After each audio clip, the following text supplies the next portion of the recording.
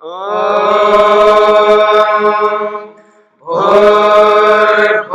स्वः तत्सवितुर्वरेण्यं भर्गो देवस्य धीमहि धियो यो नः प्रचोदयात्।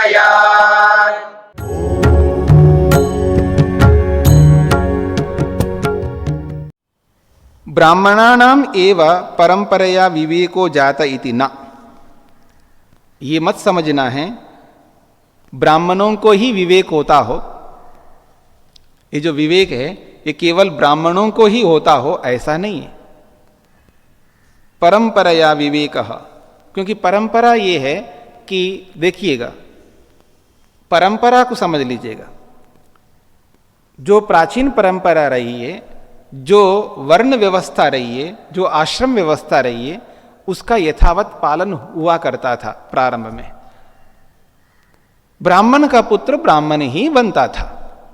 मेरी बात को समझना, ब्राह्मण का पुत्र ब्राह्मण ही बनता था, क्षत्रिय का पुत्र क्षत्रिय ही बनता था, और वैश्य का पुत्र वैश्य ही बनता था, सेवक का पुत्र सेवक ही बनता था। लेकिन मनुष्य, याद रखना, मनुष्य स्वतंत्र है, ये भी याद रखना।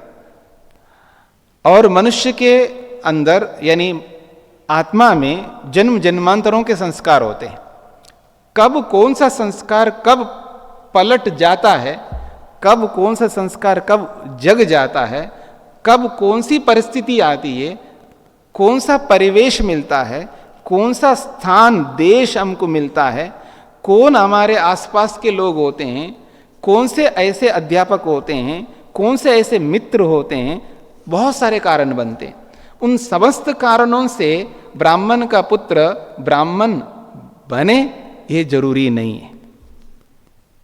वो ब्राह्मण का पुत्र चल करके ब्राह्मण नहीं भी बन सकता, और ऐसा हुआ है, ऐसा होता आया है और आज भी हो सकता है। लेकिन एक परंपरा है, एक सामान्य नियम है, ब्राह्मण का पुत्र ब्राह्मण ही बनता है। ऐसे क्षत्रिय का पुत्र क्षत्रिय बनता है, लेकिन ऐसा भी होता है कि क्षत्रिय का पुत्र क्षत्रिय ना बन करके ब्राह्मण बन जाता है, ब्राह्मण का पुत्र ब्राह्मण ना बन करके क्षत्रिय बन जाता है, ब्राह्मण का पुत्र क्षत्रिय का पुत्र ब्राह्मण क्षत्रिय ना बन करके वैश्य बन जाते हैं, और ब्राह्मण क्षत्रिय वैश्य के पुत्र ब्राह्मण वैश्य क्षत्रिय ना बन करके सेवक बन जाते हैं।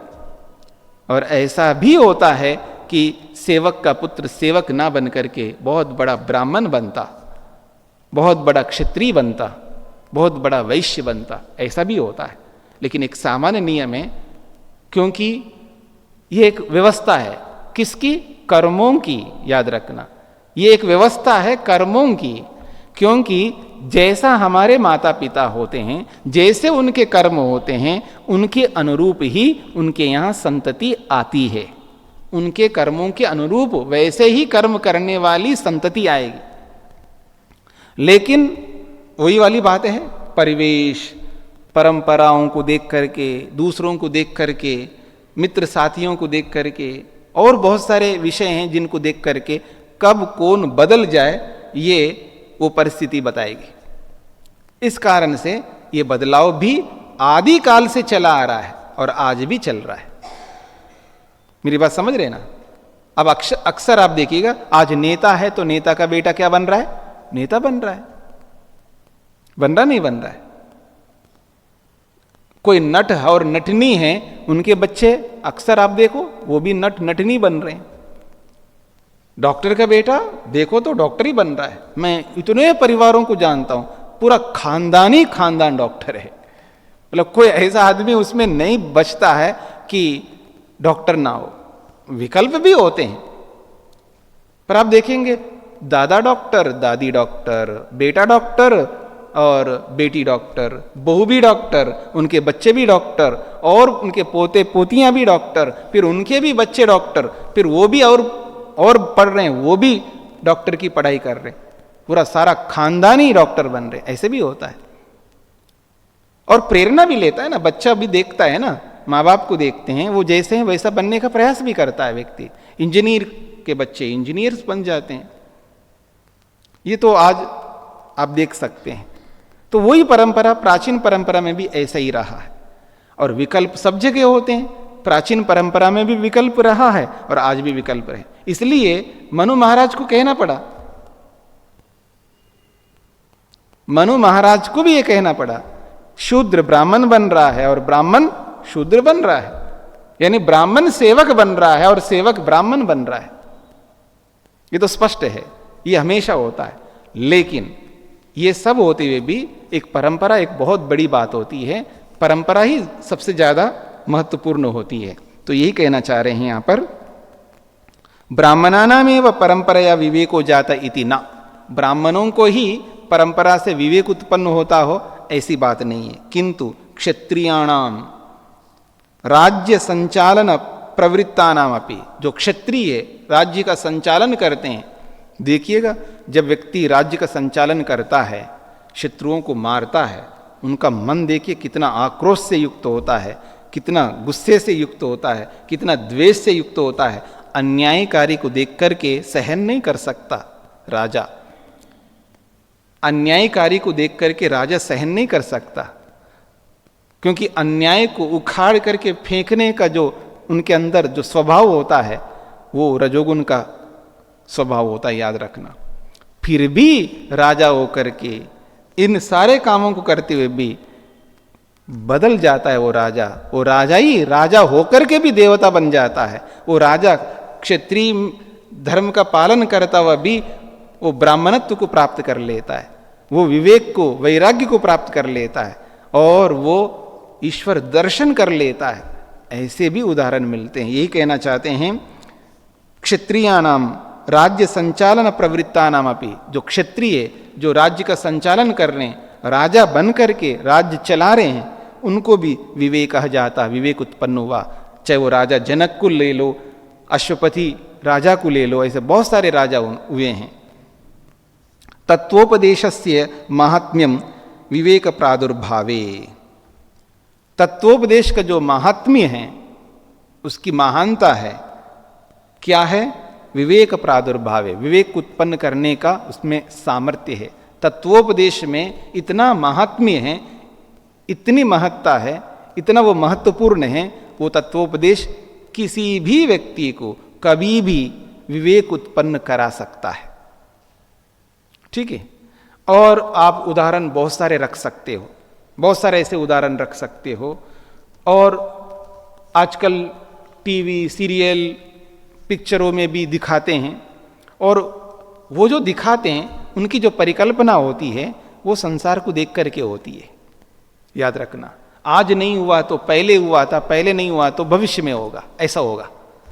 ठीक है ना। और ऐसे होते आए हैं, और आपने भी सुना होगा कई बार ये ऐसे प्रसंग आते हैं कि राजा लोग जो है जंगलों में शिकार के लिए जाते थे। ठीक है।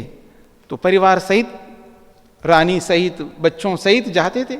जैसे आजकल लोग पिकनिक मनाने के लिए जाते हैं ना, तो ऐसे राजा लोग जो जंगलों में जाते थे। और जंगलों में कई बार ऐसी भी परिस्थितियां आती है जो बिछड़ना होता है। ठीक है ना। कोई खूंखार पशु सामने आ जाए और सहन नहीं कर पाए, उतना फौज नहीं है वहां पर, इतनी सेना नहीं है वहां पर। ठीक है। और हाथियों का झुंड आ गया, घेर लिया है, और मदमस्त हाथी जब आ जाएं और सब हाथी ऐसे मदमस्त हो जाएं, उनको संभालना कोई खेल नहीं होता है। ठीक है ना। तो ऐसे प्रसंग आ जाते हैं, बिछड़ जाते हैं। तो ऐसे प्रसंग में बिछड़ गया एक बच्चा, छोटा सा बच्चा, राजा का पुत्र था, बिछड़ गया, मिला ही नहीं, बहुत खोजबीन किया, नहीं मिला। और जंगलों में जो अलग अलग लोग रहते हैं उनके अलग अलग नाम थे। नाम सुन करके कभी मन में द्वेष पैदा नहीं करना, क्योंकि वो नाम उनके उन समुदायों के नाम ऐसे होते थे, इसलिए पिशाच जाति, ठीक है ना, निशाचर जाति, ठीक है ना, ऐसे उनके नाम होते। पिशाच नाम, पिशाच का मतलब ये मत समझना कोई ऐसा कोई भूत होता हो जो भूत प्रेतों की जो कल्पना आज करते हैं, वैसे पिशाच नहीं है। पिशाच एक जाति है, जनजाति थी। निशाचर एक जाति है, जैसे आजकल भील जाति बोलते हैं ना आप लोग, जो भील जातियां होती है ना, क्योंकि वो लोग जंगलों में रहा करते थे। तो ऐसे किसी भील जाति को वो बच्चा मिल गए तो पाला पोषा। क्योंकि जंगल आज जैसे नहीं थे ना, बहुत बड़े बड़े जंगल होते थे। जैसे आप मरुस्थल में जाते हो, डेजर्ट में जाते हो, जिधर भी जाओ आपको बस वही मिलेगा। आप अगर आपको जानकारी नहीं है तो आप उसमें इतने खो जाएंगे, आप बाहर नहीं निकल सकते। मेरी बात समझ रहे हैं ना आप लोग? ऐसे बड़े बड़े डेजर्ट, बड़े बड़े ये मरुस्थल होते हैं, उसमें प्रवेश कर ले एक बार और जिसको पता नहीं है वो बाहर नहीं निकल सकता। ऐसे ही जंगल भी ऐसे होते थे पहले कि बहुत बड़े बड़े जंगल होते थे, इतने बड़े जंगल होते थे, बाहर निकलना बड़ा मुश्किल होता, ढूंढना मुश्किल होता, घने जंगल होते थे। खो गया तो खो गया, अब वो मिला ही नहीं। बहुत परिश्रम करके किया फिर भी नहीं मिला, लेकिन किसी भील जाति को बच्चा मिल गया और बड़ा हो गया बच्चा। और लोग आना जाना करते ही है। तो कभी उसी देश का, जिस देश के राजा का वो बेटा था, और वो उसी देश का एक मंत्री, वो घूमते घूमते जा रहा होगा तो उसको दिखाई दिया, देखा तो ये बच्चा जो है लगता तो नहीं है। क्योंकि संस्कार जो व्यक्ति लेकर के आता है ना, परंपरा से जो संस्कार लेके आता है, जो तेज लेकर के आता है, वो बहुत सारी बातें होती हैं। जैसा, क्योंकि शरीर लेकर के आता है, दो चार चीजें लेकर के नहीं आता आदमी, शरीर, संस्कार और बहुत कुछ लेकर के आता है व्यक्ति। उसको देखने से पता लगता है। और जो पहचानने में जो कुशल होते हैं, एक्सपर्ट्स होते हैं, एकदम देखने से पता लग जाता है ये व्यक्ति कौन है, कैसा है। तो देखते ही पता लग गया कि ये आदमी यहाँ का तो नहीं लगता है। जैसे उसके लक्षणों को देखा, उससे चर्चा की, पता लगा कि ये तो साधारण आदमी नहीं है। तो उसको समझाया, उसको बताया कि जैसे खोजबीन करते हैं हम लोग, खोजबीन से पता लगा कि ये वही बेटा है जिस राजा का ये था, जो खो गया था, ये बड़ा हो गया, भील बन गया। और भील जाति में जैसे वो लोग जीते रहे वैसे जीते आए। फिर उस मंत्री ने उसको समझाया, स्पष्ट किया, तुम कौन थे, कैसे हुआ, वो सारी घटना बता दिए। और बता दिया तो उसको एहसास हो गया, समझ में आ गया, उसको यथार्थता का बोध हुआ। यही है, तत्व का उपदेश कर लेने से, यथार्थता का कथन करने से सामने वाले व्यक्ति को ये बोध हो जाता है। तो ऐसा बहुत कुछ उदाहरण आपको मिलेंगे, जिन उदाहरणों से हमें ये बोध हो जाता है, ये उनको हुआ था तो हमें भी पता लगता है कि ऐसा भी बोध हो जाता है। कब? जब यथार्थता का कथन किया जाता है, वास्तविकता को बताया जाता है। ये तो राजा लोगों की बात है। ऐसे भी सामान्य लोगों में भी जो बिछड़ जाते हैं, दूर हो जाते हैं, सालों सालों के बाद, 20-20, 30-30, 40-40, 50-50 साल के बाद फिर मिलन होता है, उनको बता दिया जाता है तो उनको बोध हो जाता है। ये तो एक सांसारिक विषय हो गए, ठीक है। ये तो संसार की बात है। संसार में ऐसा अक्सर सब जगह होता है, सभी जातियों में, सभी वर्णों में, सब स्थानों पर इस तरह का बोध तो होता है। इतने से बोध से कोई हमारा कल्याण होने वाला नहीं है। ये तो होता ही रहता है। बात वो चल रही है, उस विवेक की बात हो रही है, उस तत्वबोध की बात हो रही है, उस प्रयोजन की बात हो रही है, उस लक्ष्य की बात हो रही है, जिसका बोध होने से हम अपने नैया को पार कर सकेंगे, इस भवसागर से हम तर सकेंगे। वो विवेक है, वो वैराग्य है जो हमें पैदा करना है। और वो आसानी से ऐसी ऐसी घटनाओं से हमको नहीं होने वाला है। ये जो राजा लोगों की बात कही इन्होंने, भाष्यकार ने, वो राजा जनक की बात कही है, अश्वपति राजा की बात कही। वो जो लोग थे वो ऐसे नहीं थे। राजा कौन बनता है? राजा वो बनता है जिन्होंने वेदों को पढ़ा है। हाँ, याद रखना, जो राजा बनते थे वो चारों वेदों के वेदज्ञ होते थे, सारे शास्त्र पढ़े हुए होते हैं।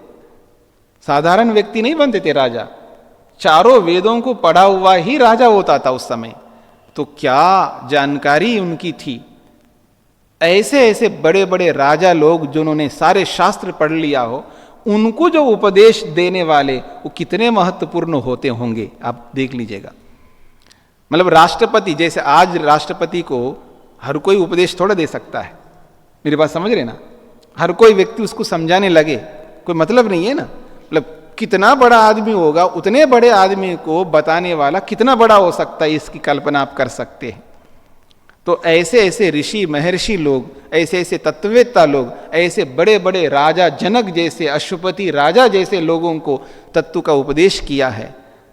और उनके पास सारा बैकग्राउंड था, सारी भूमिका उनकी पहले से बनी हुई, सारा उनका आधार पहले से बना हुआ था। ऐसे नहीं है जिसको ABCD का पता नहीं है, जिसको A नहीं आती, उसको ऐसे उपदेश देने से उसको विवेक हो जाए, ऐसा कभी नहीं होता, याद रखना।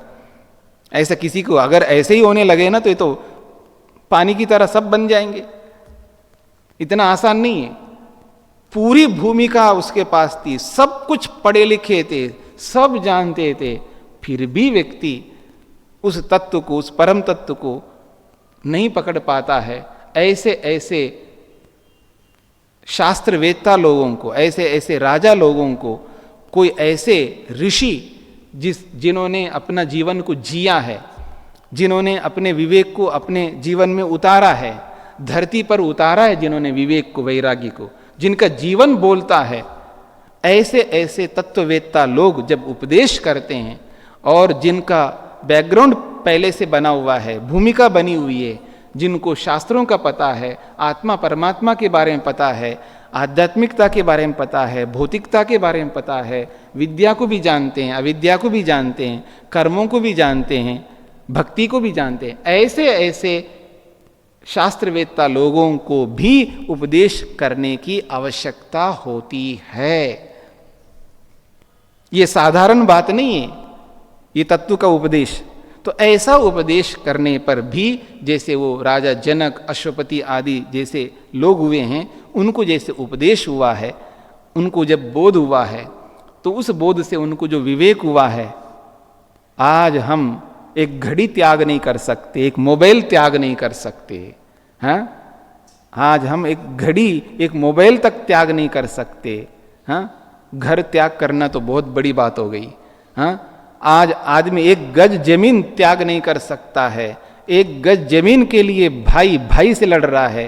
हाँ, अपने खून के रिश्ता के, जिनको खून की रिश्ता है, एक गज तो बहुत दूर की बात है, गज तो बहुत बड़ा होता है। इतनी सी जगह, इतना दीवार का थोड़ा सा इतना इधर कर दिया, इधर कर दिया, तो उसी को लेकर के जीवन भर दुखी रहता है, जीवन भर लड़ता रहता है आदमी अपने ही लोगों के साथ में। क्या त्याग कर सकते हम लोग? और वो देखो पूरे राज्य को त्याग करते थे। मेरी बात समझ रहे ना? पूरा राज, इतना बड़ा राज, चक्रवर्ती सम्राट होकर के, सार्वभौम सम्राट होकर के पूरे राज को, टाट भाट सबको त्याग करते थे वो लोग। ये है त्याग करने का मतलब, ये है तत्व का उपदेश। ठीक है ना? पर इन सब बातों को ध्यान में रख करके हमें यह भी समझना है कि वो उस स्तर के हैं, लेकिन हम जिस स्तर पे हैं, हमारे अपने स्तर में भी हमको, हमारे पास जो कुछ भी है, हम भी त्याग करके उस स्थिति तक पहुंच सकते हैं। ये मुख्य बात है। तो आइए सूत्रार्थ।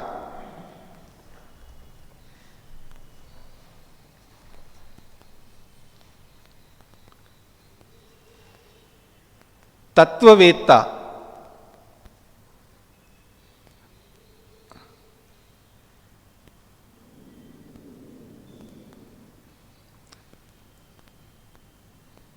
तत्ववेत्ता के द्वारा यथार्थता का, तत्ववेत्ता के द्वारा यथार्थता का उपदेश करने से, तत्ववेत्ता के द्वारा यथार्थता का उपदेश करने से विवेक उत्पन्न होता है।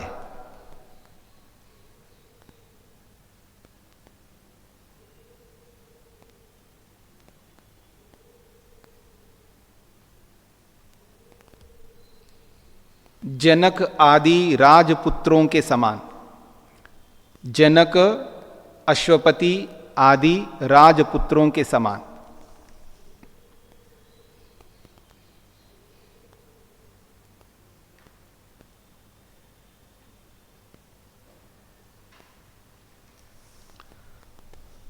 देखिए, प्रत्येक आत्मा में दो प्रकार के संस्कार होते हैं। मेरी बात को समझना। कोई भी मनुष्य होना चाहिए, कितना ही बड़ा मनुष्य हो, कितना ही छोटा मनुष्य हो। बड़ा का मतलब है कितनी योग्यता रखने वाला मनुष्य हो और कितनी ही कम योग्यता रखने वाला मनुष्य हो, चाहे वो शिक्षित हो चाहे अशिक्षित हो, मनुष्य मात्र में दोनों प्रकार के संस्कार होते हैं।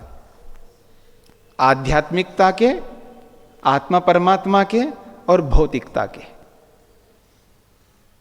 दोनों प्रकार के संस्कार होते हैं। वो कैसा भी मनुष्य हो, जिसको आप दुष्ट कहते हो, जिसको निकृष्ट कहते हो, जिसको कोई नाम दे सकते हो आप, लेकिन संस्कार दोनों ही रहते हैं।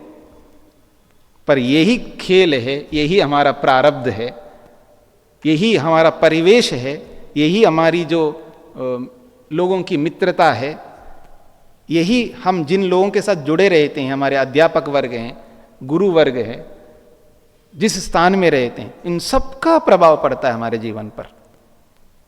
केवल राजाओं को ही तत्व का उपदेश होता हो ऐसा नहीं है, किसी को भी हो सकता है, किसी भी तबके का हो, किसी भी योग्यता रखने वाला हो, सबको हो सकता है। इसी बात को लेकर के अगले सूत्र में स्पष्ट किया जा रहा है, नहीं साक्षात उपदेशादेव। ये कहो कि अगर मैंने आपको उपदेश दिया है या आपने किसी को उपदेश किया है, फेस टू फेस, मेरे को आप देख रहे हैं, आप मेरे को देख रहे हैं, ऐसे आमने सामने बैठ करके उपदेश करने से ही तत्व का बोध होता हो, विवेक होता हो, ऐसी भी बात नहीं है। विवेक होना हो, या ये कहिए विवेक जहां हो रहा हो, वो परिस्थिति कोई भी हो सकती है। तो ये कहना चाह रहे हैं साक्षात उपदेश किए बिना भी। और न च क्षत्र वंश पर्यंतम, केवल क्षत्रियों को ही होता हो ऐसा भी नहीं है। न च क्षत्र वंश पर्यंतम ही विवेको जायते, क्षत्रियों तक ही विवेक होता हो ऐसा नहीं है। किंतु और किसको हो सकता है? तो देखिए क्या कहना चाहते हैं, पिशाचवद अन्यार्थ उपदेशे अपि, अन्यार्थ उपदेशे अपि, किसी दूसरे को उपदेश दिया जा रहा है, किसी जानकार को उपदेश दे रहा है। मेरी बात समझना, उपदेश किसको दिया जा रहा है?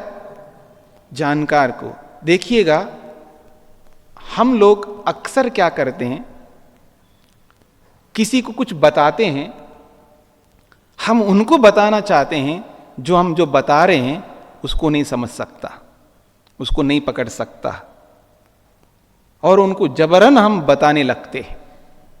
मेरी बात समझने का प्रयत्न करना, क्योंकि हर बात को सुनने की योग्यता हर व्यक्ति में हर समय नहीं हुआ करती है। और हमारे को मोटी भाषा में कहा, ऐसी खुजली होती है अंदर कि ऐसी खुजली होती है, हम पता नहीं क्या थोपना चाहते हैं उस सामने वाले व्यक्ति को, क्या बताना चाहते हैं, अधिक से अधिक बताना चाहते हैं, रोकने पर भी नहीं रुकते हैं। आप देखेंगे रोकने पर भी नहीं रुकते हैं, अब बस बताने की हमारी ऐसी तमन्ना होती है, बस बताने लगते हैं।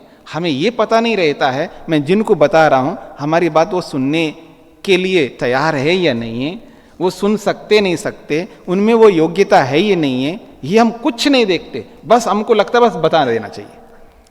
इनसे बचना चाहिए। एक बात, जिस व्यक्ति को जो हम बताना चाह रहे हैं उस व्यक्ति में उसको सुनने की योग्यता है या नहीं है, ये देखना पड़ता है। वो देख करके फिर हम बताते हैं तो वो सार्थक होता है बताना। क्योंकि बताना चाहिए इसलिए नहीं बताना है, बताना इसलिए चाहिए जो हम बता रहे हैं वो व्यक्ति समझ सके, उसको ग्रहण कर सके, उसको अपना सके, अथवा उस पर विचार कर सके, उस पर विचार कर सके। आज हमारी बात नहीं सुनता, कोई बात नहीं है, लेकिन समझ सकता है और आगे चल करके उस पर विचार कर सकता है, उस पर मंथन कर सकता है, मनन कर सकता है, और कभी न कभी उस पर अपना अनुसरण कर सकता है। ये उम्मीद जब हमें हो तब हमको करना चाहिए, और उतना ही करना चाहिए जितना हम कर सकते हैं, जितनी हमारी योग्यता होती उसके अनुरूप।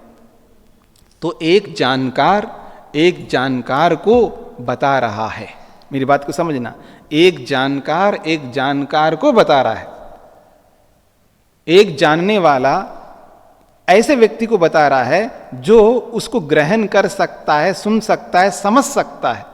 तो बताया जा रहा है आपको, लेकिन आप कोई लाभ नहीं उठा पा रहे हैं। उठा सकते हैं आप, नहीं उठा पा रहे, लेकिन जिसकी कोई उम्मीद नहीं है, जिसकी कोई कल्पना हम नहीं कर सकते, वो आपको बताने वाले उस तत्व को वो समझ करके, वो लाभ उठा करके वो बहुत आगे बढ़ सकता है। इसी बात को लेकर के सूत्र में बताया जा रहा है कि अन्यार्थ उपदेशे अपि, उपदेश किसी और को दिया जा रहा है, लेकिन उस उपदेश का लाभ कोई और ही ले रहा है। जैसे पिशाचवत, पिशाच के समान। अब पिशाच से कोई भूत प्रेत नहीं लेना यहां पर। अन्यार्थे दीयमाने खलु उपदेशे, अन्यार्थे दीयमाने खलु उपदेशे, किसी दूसरे के लिए उपदेश दिया जा रहा हो। अन्यस्य समीपस्थस्य श्रोतुः, लेकिन जिसको उपदेश दिया जा रहा है उस उपदेश को कोई समीप रहने वाला व्यक्ति सुन रहा है, उसके कानों में जा रहा है। मतलब चाह करके सुन रहा हो ऐसा नहीं है, चाह करके सुन रहा हो ऐसा नहीं है, दीवार में कान होते हैं इसलिए वो सुन रहा हो ऐसा भी नहीं है। मेरी बात को समझना। पर हम लोग क्या करते हैं, हमें बड़ा चाव होता है सुनने का, बहुत चाव, और किसी की बुराई सुनना तो ऐसे सुनते हैं जैसे कि वेदों का उपदेश सुन रहा हो व्यक्ति ठीक है ना, वेद मंत्रों का उपदेश किया जा रहा हो, कोई बहुत बड़े बड़े विषय प्रस्तुत किया जाए, यानी चुगली को, निंदा को, किसी भी व्यक्ति के विषय में सुनना इतना चाव से सुनता है व्यक्ति। वही चाव, वही रुचि, वही श्रद्धा भले आदमी किसी ईश्वर, मतलब ईश्वर के किसी गुण को सुनने में लगा दे, आत्मा को सुनने में लगा दे, तो उसका कल्याण हो जाता। लेकिन किसी भी व्यक्ति की, चाहे वो सन्यासी हो, चाहे वो गृहस्थी हो, चाहे वो ब्रह्मचारी हो, चाहे वो वानप्रस्थी हो, चाहे वो आचार्य हो, चाहे वो मठाधीश हो, ऐसे ऐसे लोगों की बातों को सुनने में इतनी रुचि होती है व्यक्ति के अंदर, अरे और सुनाओ ना, मतलब और सुनने की, और सुनने की, और उसमें समय नहीं देखा जाता है, कितना ही सुना सकते उसको। बड़े चाव से, बड़ी तल्लीनता से, मस्त होकर के, प्रसन्न होकर के, एकाग्र होकर के सुनने लगता है व्यक्ति। ठीक है ना। तो यहां यह नहीं हो रहा है कि वो सुनना चाहिए इसलिए सुन रहा हो, ऐसा नहीं है। ठीक है, तो वो केवल बात आ रही है तो सुनने लगा, बात आ रही इसलिए सुनने लगा व्यक्ति। मेरी बात समझ रहे ना, बात आ गई इसलिए सुनने लगा।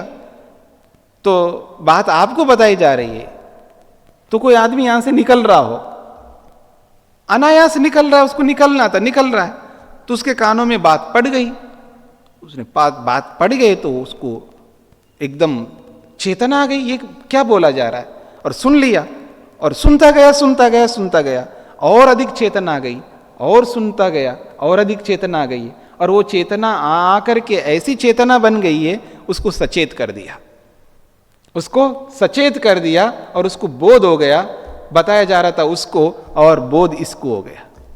तो ऐसे ऐसे प्रसंगों में एक उदाहरण इन्होंने दिया है, पिशाचवत, पिशाच के समान। ऐसा जो भील जाति में कोई पैदा हुआ हो, जंगली जाति में, जंगलों में रहने वाली जाति में, तो उस आदमी को बोध हो गया और उसका नैया पार हो गया, वो भव सागर से तर गया। कितनी बड़ी बात होती है।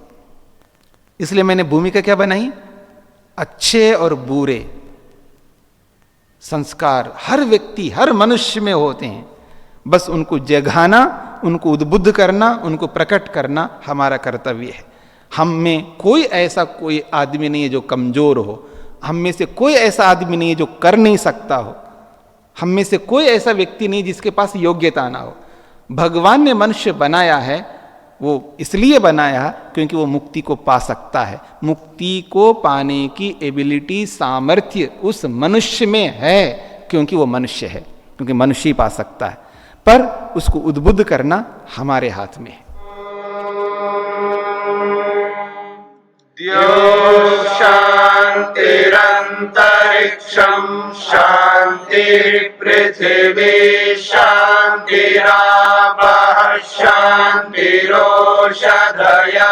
शान्तिः वनस्पतयः शान्तिर्विश्वे देवाः शान्तिर्ब्रह्म शान्तिः सर्वं शान्ति शान्तिरेव शान्ति क्षमा शान्तिरेधि ॐ शान्ति शान्ति शान्तिः